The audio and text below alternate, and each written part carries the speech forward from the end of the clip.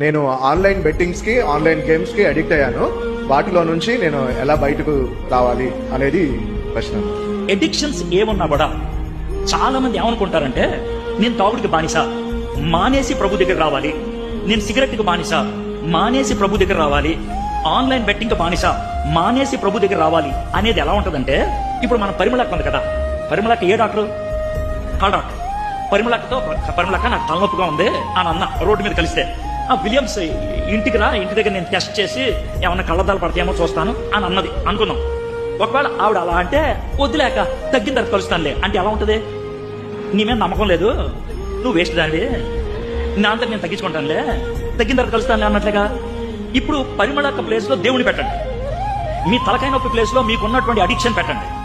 ఒకవేళ యేసు ప్రభు కలిసి, బాబు రా బాబు అని అంటే, వస్తాను కానీ ఎడిక్షన్ తగ్గిన తర్వాత వస్తానులే అంటే, దేవుడు ఏమనుకుంటాడు?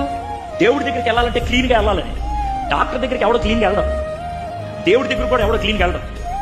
గుర్తుపెట్టుకోండి, దేవుడి దగ్గరికి ఎప్పుడు ఎవడో క్లీన్ గా వెళ్ళడం.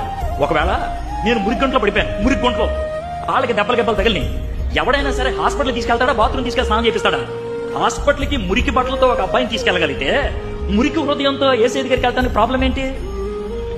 కాబట్టి ఫస్ట్ లెసన్ మీరు నేర్చుకోవాల్సింది ఏంటంటే, అడిక్షన్ మానేస్తే దేవుడి దగ్గరికి వెళ్ళొచ్చు అనుకోవద్దు, అడిక్షన్ తోనే దేవుడి దగ్గరికి వెళ్ళండి.